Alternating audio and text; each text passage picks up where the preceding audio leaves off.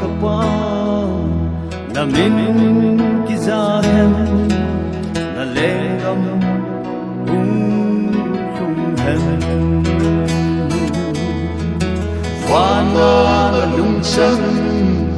akim bong yin lấy ra dòng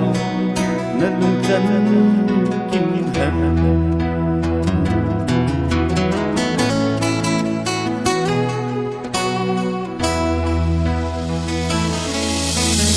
Wana kapwa